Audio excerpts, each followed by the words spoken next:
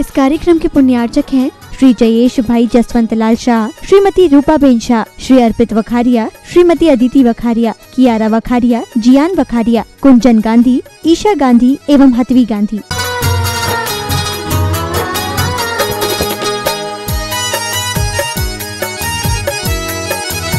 बोलो राष्ट्र हित चिंतक आचार्य श्री विद्यासागर जी महाराज की जय हो।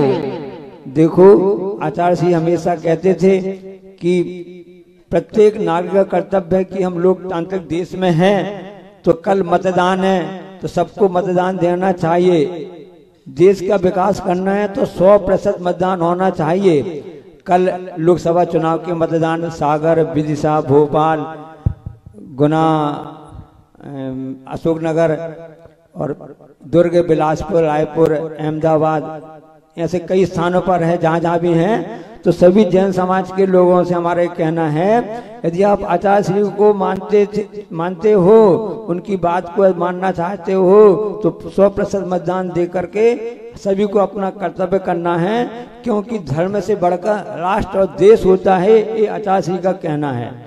और मूक माटी रचते हैं ऐसे आचार्य परमेष्ठी के आशीर्वाद से उनकी कृति महाकाव्य मूक माटी पर इसलिए अंतरराष्ट्रीय प्रतियोगिता रखी गई है। 1 से 5 जून तक है। www.vidyasagar.guru पर निःशुल्क ऑनलाइन है। तो आप मूक माटी पुस्तक पढ़ना चालू कर दीजिए। हिंदी, मराठी, अंग्रेजी कोई भी भाषा में आप परीक्षा दे सकते हैं, पढ़ सकते हैं। मूक माटी प्रतियोगिता 1 से 5 जून vidyasagar.guru पर वेबसाइट पर। हाँ, सब अब पूजा करना आगे। हाँ, गुरु ने गुरुपद दे दिया, गुरुपद प्राप्ति नवीन, पुनः प्रवर्तित हो गई परंपरा प्राचीन। मन मंदिर में आपका भक्ति सहित आहार, अत्रिष्ट सन्निधिकरण श्रद्धा सुमन प्रदान। विद्यासागर गुरुवर ने क्या शिष्य समय सागर पाया, इस युग में योग नियम प्रवचन बाहुरी कृत की जीवित छाया। जन्मों के रोग ना न जुड़े ऐसा कोई उपचार करो, आचार्य समय सागर गुरुवर सुच जलधारा स्वीकार करो। ब्रह्मस्तुत्र सताचार्य श्री समय सागर महामुनीन्द्र नमा, जन्म जरा मृत्यु विनाशनाय जलम निर्वपामीति। आरंभ परिग्रह त्याग तथा तब ध्यानायन तुम्हारा है, संसारिक विषयों से उन्मुख सम्मुख उद्देश्य सवारा है। तन मन धन आकुलता पाला, संताप भरा संसार हरो, आचार्य समय सागर गुरुवर शीतल चंदन स्वीकार करो। श्री समय सागर महामुनीन्द्र बनवा संसार ताप विनाशनाय चंदनम निरूपामी। अक्षय पद के प्रत्याशी ने पंचम गति का पथ स्वीकारा, चारों गतियों के चक्कर से अति शीघ्र मिलेगा छुटकारा।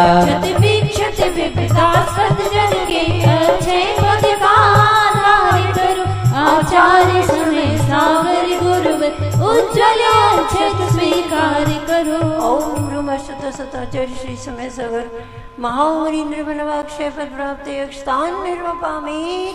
निर्मोही परमोहित जनता जिनकी जग में छवि अविकारी, पंचेंद्रिय भोग विषय विषम चिंतन धारा उपमाहारी। जो विधि विषम विषय आशा है, उस आशा का परिहार करो, आचार्य समय सागर गुरुवर मृदु पुष्य पुंज स्वीकार करो। ओम ब्रह्मस्तुत सताचार्य श्री समय सागर महामुनीन्द्र बनवा कवंसनाय पुष्पम निर्वपामीति। जो शीत उष्ण वर्षा ऋतु में बाहंदर तप तप देती है, जब भोग विषय में व्यक्ति जगत गुरु पंच परम पद भजती है। जो क्षुधा तृषा की तृष्णा है, इस तृष्णा से उस पार करो, आचार्य समय सागर गुरुवर नैवेद्य सरस स्वीकार करो। ओम ब्रह्मस्तुत सताचार्य श्री समय सागर महामुनीन्द्र बनवासुदारो गुणाश्रय नैवेद्यम निर्वपामीति। जीवन में अंतर ज्योति जगी रत्नात्रय शोभा पाता है, जिनका यश है जग में जगमग शशिक्यार भी शर्माता है। सर्वांग प्रदेश चमक जाए वह ज्योति प्रकट इस वार करो, आचार्य समय सागर गुरुवर मणिमय दीपक स्वीकार करो। ओम आचार्य श्री समय सागर महामुनीन्द्र मोहांधकारुणाशनाय दीपम निर्वपामीति। जो अशुभ अहित कर कर्मा सौ क्षण क्षण में छे करने वाली, बलवान नृपति जब बस में हो कब सेना से डरने वाली। ज्ञानावरणादिक कर्मों की सेना पर वज्र प्रहार करो, आचार्य समय सागर गुरुवर अष्टांग धूप स्वीकार करो। ओम ब्रह्मशत्र सताचार्य श्री समय सागर महामुनीन्द्र विनमा अष्टकर्म निर्णय धूपम निर्वपामीति। दिल में नाम तेरा है तो भगवान मेरा है, ओ दिल में नाम तेरा है तो भगवान मेरा है। मैं भक्त तेरा हनुमान सातो राम मेरा है, ओ दिल में नाम तेरा है तो भगवान मेरा है, ओ दिल में नाम तेरा है तो भगवान मेरा है। मैं भक्त तेरा हनुमान सातो राम मेरा है। और क्या उस समय सागर नाम जपना हो, उस समय सागर नाम जपना अब तो काम मेरा है। मैं भक्त तेरा हनुमान सातो राम मेरा है, मैं भक्त तेरा हनुमान सातो राम मेरा है। विधि पूर्वक द्वादश तप तपती उपसर्ग परिश्रय सहते हो, और संतति का अंतिम कल हो अध्यात्मी जगत में रहते हो। आभारी यही अभिव्यक्ति करो भव संतति का यह भारी हर, आचार्य समय सागर गुरुवर षड्रित के फल स्वीकार करो।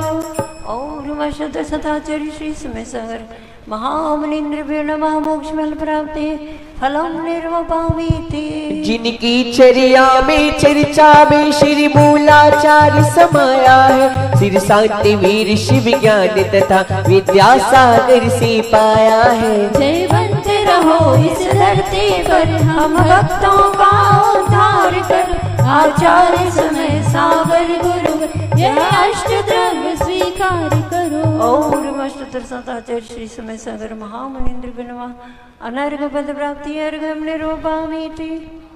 विद्या गुरु से संति धरा पर बारी बारी नहीं होती है, विद्या गुरु से संत धरा पर बारी बारी नहीं होती है। काया छोटी चाहे पर छाया बन साथ निभाते हैं, काया छोटी चाहे पर छाया बन साथ निभाते हैं। विद्या गुरु से संत धरा पर हो, विद्या गुरु से संत धरा पर बारी बारी नहीं होते हैं। काया छूटे चाहे पर छाया बन साथ निभाते हैं, काया छूटे चाहे पर छाया बन साथ निभाते हैं। मुंडेली खंडिका दीदी राज श्री सिद्धि चीनी कुंडलपुर में एकत्रित संग चतुर्विधि ने आहन किया गुरुकुल में। उत्सव जो आज यहाँ देखा ऐसा कहीं उत्सव देखा, संतों की सन्निधि से सम्मिली हम भक्तों की जीवन रेखा। श्री विद्या सागर गुरुवर ने जब गुरुपद भारी उतार दिया, गुरु की आज्ञा से मुनि श्री ने श्री गुरु को स्वीकार किया। आचार्य समय सागर गुरु ने सबको आशीष प्रदान किया, सबने उनकी उच्चासन में गुरुदेव सुमें सम्मान दिया।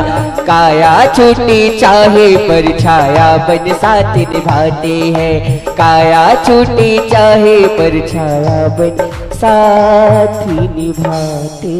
ओम ह्रमष्टोत्तर सज्जनागम श्री आचार्य परमेष्टि गुरुवर श्री समय सागर महामुनीन्द्र बिनमा अनर्घ पद प्राप्ति अर्घ्यम जयमाला पूर्ण अर्घ्यम निरूपामि गुरुपद पर आसीनि जो गुरु आज्ञा अनुसार सूर्य समय सागर तुम्हें वंदन बारंबार। इत्यासी बात। चलो शास्त्र ज्ञान के लिए किसका नाम आया? जो ज्ञान में जो ध्यान में त्याग में जो लीन है इंद्रिय विषय आशा बिना आरंभ संग विहीन है। दासम जनवाणी माता की जय। शत शत नमन सत्य सत्य नमन यह ऐग अर्पित कर रहा वसुद्रव्य का जिसमें जय। साधु परमेष्टिभ्यो नमः। नर्घ पद प्राप्ति अर्घ्यम निरूपामि। चलो अब हम सभी हाथ जोड़ लें और से निवेदन करें। रांझी नगर के नगर गौरव मुनि श्री 108 निष्काम सागर महाराज जी से महाराज की जय। आचार्य श्री समय सागर जी महामुनि महाराज की अपनी अमृत वाणी से हम सभी को कृतार्थ करें। पूज्य मुनि श्री निष्काम सागर जी। नमोस्तु महाराज। दुर्लभ गुरु मुख से वचन दुर्लभ गुरु मुस्कान दुर्लभ गुरु आशीष है दुर्लभ गुरु से ज्ञान दुर्लभ से दुर्लभ रहा गुरु गरिमा गुणगान गुरु आज्ञा पूर्ण परे दुर्लभतम यह जान। महाअतिशयकारी श्री बड़े बाबा आदिनाथ भगवान की आचार्य परमेष्टि भगवान गुरुवर विद्यासागर जी महामुनिराज की आचार्य परमेष्टि भगवान श्री समय सागर जी महामुनिराज की मुनि श्री प्रसाद सागर जी निधि सागर जी आदि 3 कम 9 करोड़ महामुनिराजों की। वैसे तो हमें कुछ बोलना आता नहीं है, शब्दों की संयोजना भी नहीं है और उतना ज्ञान भी नहीं है, परंतु आचार्य महाराज का आदेश है, संकेत है, कुछ बोलना है। हम अपनी बात अपने ज्ञान अनुसार आपके सामने रखने का प्रयास कर रहे हैं। जो अच्छा लगे वो आचार्य भगवान का समझ के आप ग्रहण कर लेना, और जो कुछ त्रुटियां हो जाए तो मुझ अल्पज्ञ को अल्पज्ञ समझकर क्षमा कर देना।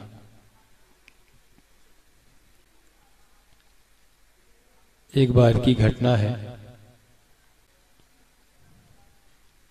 एक बहुत संस्कारित गांव था।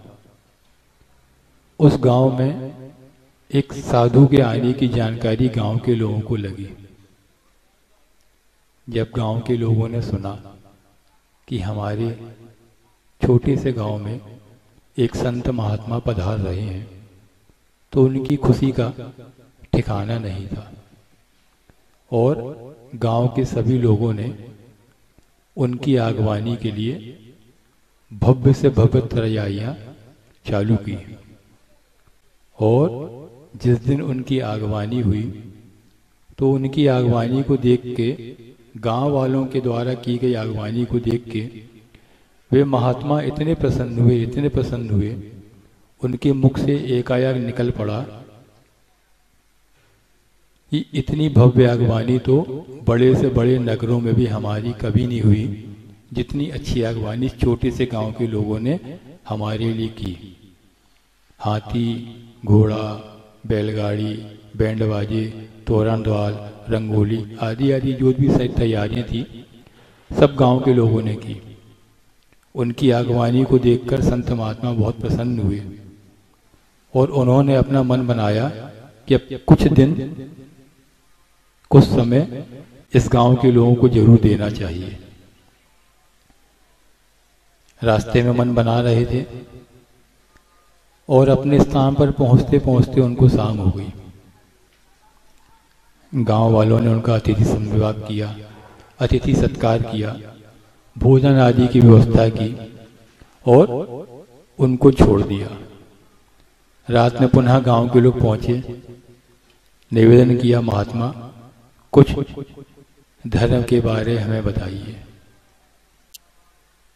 उन महात्मा ने अपनी योग्यता अनुसार गांव के लोगों को उपदेश देना चालू किया और उनको आश्वासन दिया कि कुछ समय हो सका तो मैं आपके यहाँ व्यतीत कर सकता हूँ, अब ये आप लोग की भक्ति पे निर्भर करता है।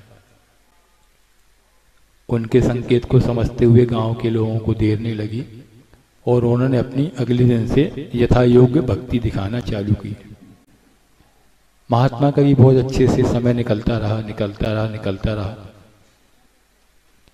अब थे तो वे भी मनुष्य, उनका भी मन थोड़ा चंचल तो हो गया, कब तक यहाँ बैठा रहूंगा, क्यों ना गांव में कुछ घूमने फिरने निकला जाए।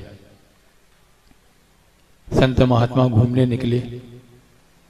वे एक चौराहे पे पहुंचे। उन्होंने आसपास का माहौल देखा।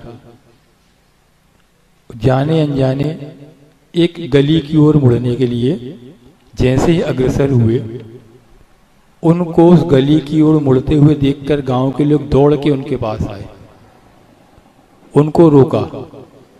महात्मा, आप उस गली की ओर ना जाएं। तो महात्मा ने पूछा, क्यों? हमारा निवेदन है महाराज, आप उस गली की ओर ना जाएं। तो साधु उन्होंने फिर पूछा, आप लोग मुझे क्यों रोक रहे हो?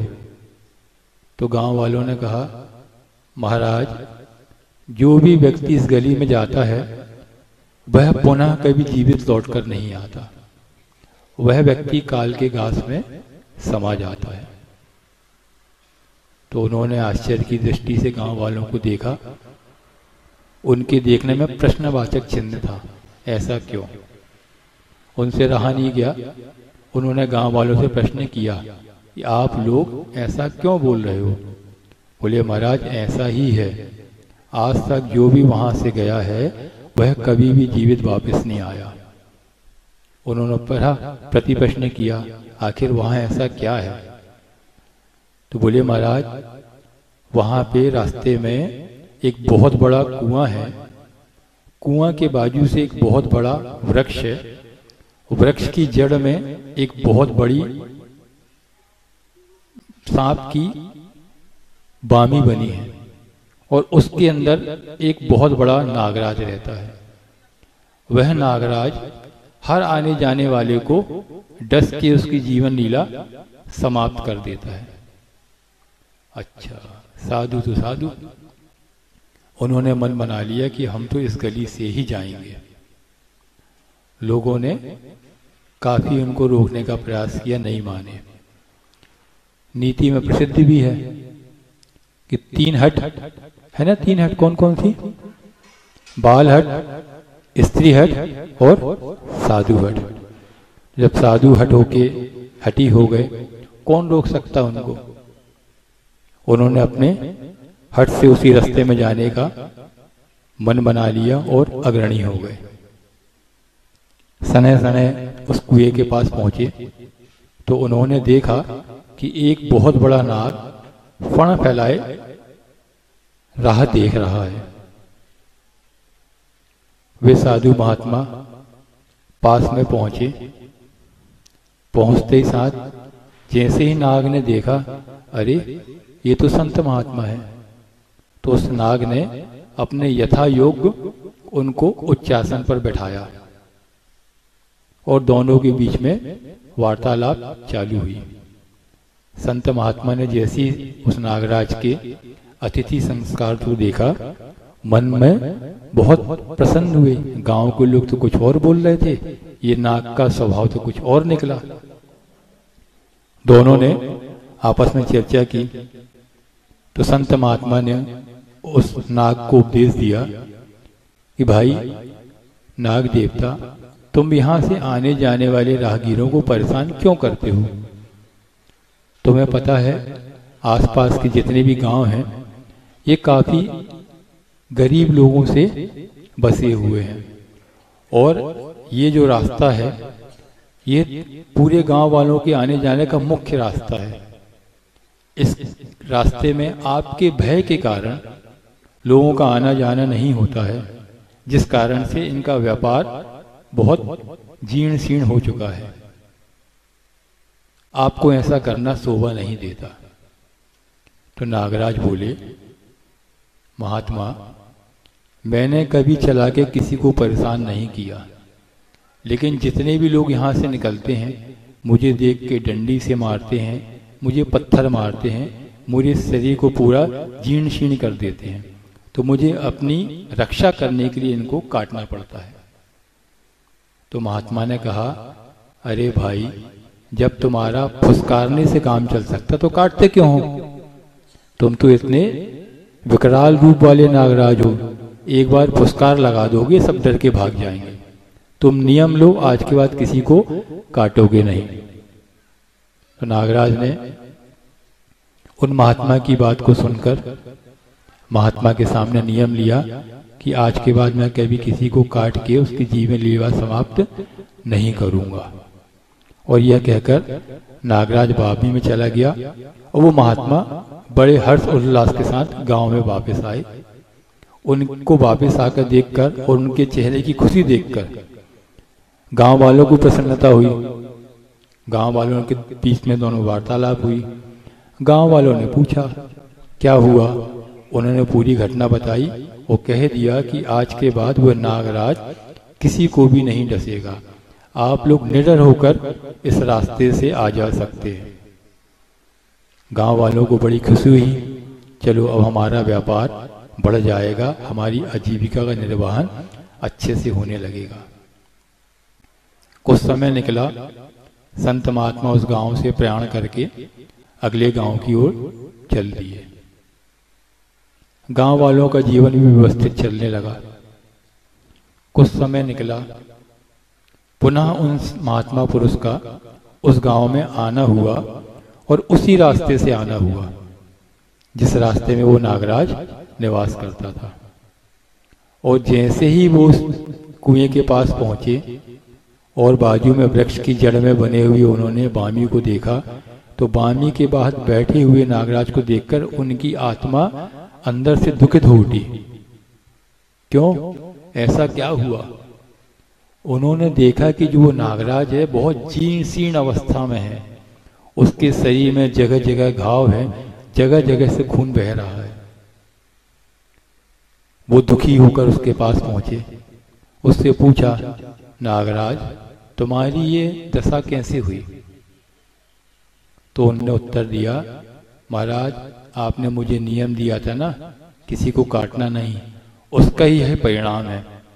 गांव के जो भी लोग यहाँ से निकलते हैं, बच्चे निकलते हैं, बड़े निकलते हैं, मुझे डंडे से मारते हैं, बच्चे मुझे पत्थर से मारते हैं, महिलाएं मुझे रस्सी समझकर, मुझे घिर्रे में डालकर, बाल्टी बांधकर मुझसे कुएं से पानी खींचती हैं। और तो और महिलाएं इतनी ज़्यादा निम्न स्तर का काम करती हैं, मुझे रस्सी समझकर 2 डंडों में बांटकर मेरे ऊपर कपड़े सुखाती हैं। अब बताइए, मैं उनको काटूं तो क्या ना करूं? तो महाराज ने पुनः याद दिलाया, बोले, मैंने आपसे कहा था ना, किसी को काटना नहीं, सिर्फ फुसकार देना है, बस इतना होने से आपका काम हो जाएगा।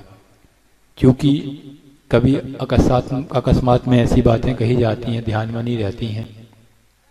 तो वह नागराज भी भूल चुके थे कि महाराज ने मुझसे कहा था फुसकार देना। बस इतनी की बात भूलने के कारण और उनको इतने कष्ट सहने पड़े। तो हम आपसे यही बात कहना चाह रहे हैं कि जब इस बुंदेलखंड में धर्म के नाम पर कुछ भी नहीं था, पंडितों का साम्राज्य था, तब वहां पर एक ऐसा महान व्यक्तित्व जिसने अपनी साधना, तप, तपस्या, ज्ञान के बल पे इस पूरे बुंदेलखंड को भारत ही नहीं पूरे विश्व में उन्होंने एक महती धर्म के नाम पे, एक संस्कार के नाम पे लाकर खड़ा कर दिया। और तो और अकेला उन्होंने इतना ही नहीं किया, आज कुंडलपुर का जो भी स्तर, जो भी स्थान अपन को देखने मिल रहा है, वह सब कुछ आचार्य भगवान गोवर विद्यासागर महाराज की महती कृपा है। आज बड़े बाबा जिस स्थान पर विराजमान हैं, लोग दूर दूर से देखने आ रहे हैं। 2019 में आचार्य भगवान का चातुर्मास नेमावर में चल रहा था। तो नेमावर में जो स्वयं सेवक संघ के द्वितीय नंबर के गोपाल कृष्ण भाई जी नाम के व्यक्तित्व हैं, वो आचार्य भगवान के दर्शन करने आए। मोहन भागवत जी ने उनको भेजा था कि आप आचार्य भगवान के दर्शन करने आइए और जाइए और उनसे जो राम लल्लल का नया मंदिर बनना है अयोध्या में, उसके बारे में उनसे चर्चा करके आइए। तो आचार्य भगवान ने जब उनसे चर्चा की एकांत में, तो आचार्य भगवान ने उनसे कहा कि राम भगवान तो अकेले भारत नहीं, पूरे लोक के भगवान हैं। इतने बड़े भगवान और इतना छोटा सा आप उनका मंदिर बना रहे हो? नहीं, उनका मंदिर का विस्तार करिए और मंदिर की रूपरेखा देखना है तो आप कुंडलपुर में बड़े बाबा के मंदिर को देख के उनके आधार पर राम लल्लल का नया मंदिर बनाइए। उनकी बात सुन के गोपाल कृष्ण भाई जी यहाँ पे आए, बड़े बाबा के दर्शन किए, पूरे मंदिर का निरीक्षण किया और जाके पूरा का पूरा स्वरूप वही आज जो प्राण प्रतिष्ठा हुई है पिछले वर्ष रामलल्ला की, उसमें जो मंदिर का विस्तार हुआ है वह पूरा का पूरा विस्तार मात्र आचार्य भवन की परिकल्पना के स्वरूप और बड़े बाबा के मंदिर का अवलोकन करने के आधार पर ही उन्होंने इस प्रकार मंदिर को बनाया है। सोचो, आप लोग कहते थे, अभी भी कहते हो, आचार्य भगवान मात्र हमारे भगवान हैं। अरे अपनी बुद्धि को बदलो, आचार्य भगवान तो जन जन के और प्राणी मात्र के भगवान हैं। कई बार लोगों ने हमसे पूछा और हम अपने मन की बात कह रहे हैं आज, हम कभी भगवान के प्रति निंदा नहीं करते और कभी भाव नहीं है, लेकिन हमें भगवान पे बहुत ज्यादा श्रद्धा नहीं होता।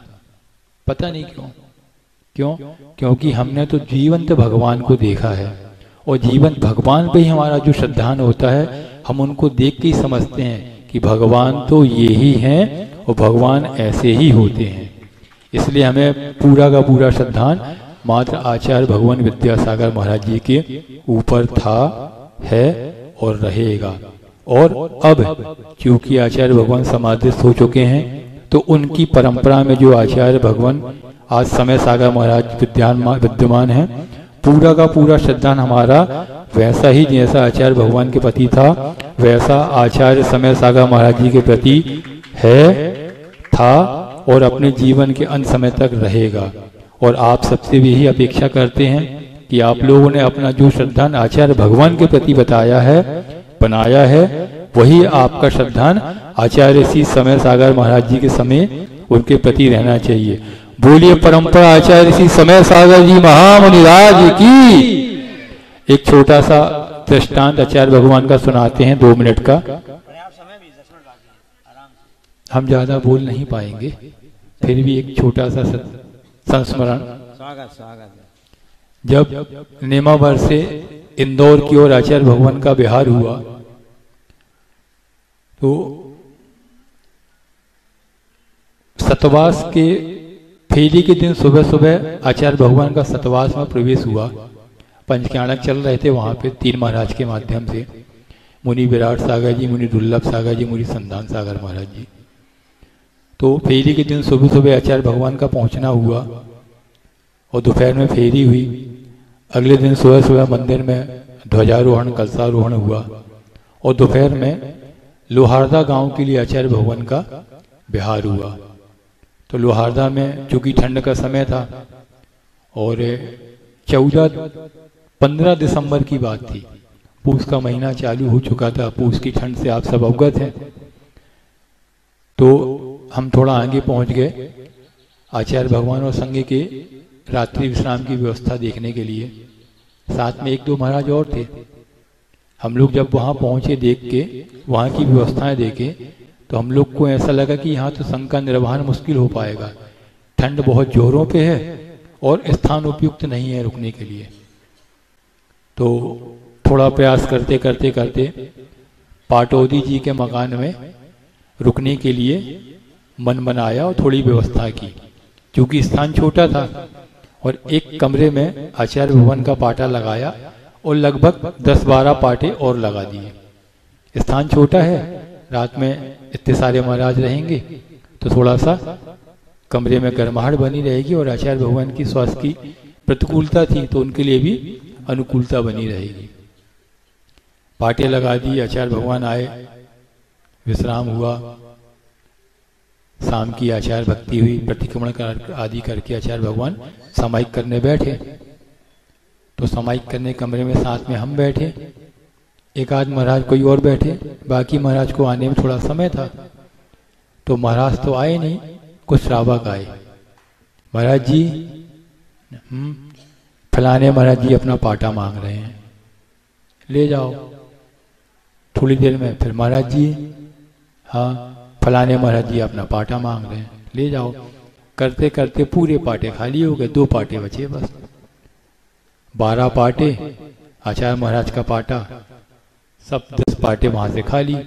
अब रात में ठंड बहुत थी, हमें तो ठंड में रात में नींद ही नहीं आई, आचार्य भगवान के पास विश्राम कर रहे थे। तो हमने रात में मन में विचार किया कि हमसे बहुत बड़ी गलती हो गई, हमने आचार्य भगवान को इतने बड़े कमरे में रुकने का निवेदन किया, क्योंकि कमरा पुराना था और पूरे कमरे में चारों तरफ लकड़ी लगी थी, सागौन की लकड़ी। तो अब जितनी बुद्धि उतना ही काम कर पाएंगे, अपनी बुद्धि से हमने प्रयास किया।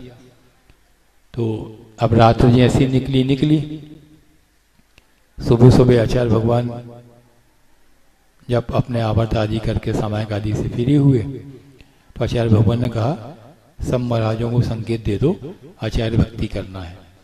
लगभग 7:15 बज चुके थे।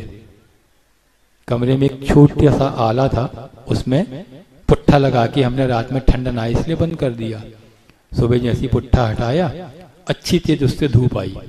आचार्य भगवान का वहां पाटा लगा दिया, आचार्य भगवान को विराजमान कराया, सब महाराजों के पास लोगों को भेजा, सबको बुला के ले आओ, आचार्य भगवान आचार्य भक्ति के लिए बुला रहे हैं। आधे महाराज आए, आधे महाराज जंगल आदि चले गए थे। तो आचार्य भक्ति हुई, आचार्य भक्ति बाद पुनः महाराज चले गए, 3-4 महाराज बचे। अब चूंकि हमें रात में ठंड का अनुभव था तो हमने एक बड़े महाराज से कहा, महाराज जी आप अचासी से पूछो रात में कुछ प्रतिकूलता तो नहीं हुई। तो महाराज जी ने पूछा, अचासी रात ठीक रही। तो आचार्य भगवान तो जो हमेशा अध्यात्म में डूबे रहते हैं, उनने एक छोटे शब्द कह के समाप्त कर दिया। बोले, मेरा एक एक क्षण संयम के साथ निकला।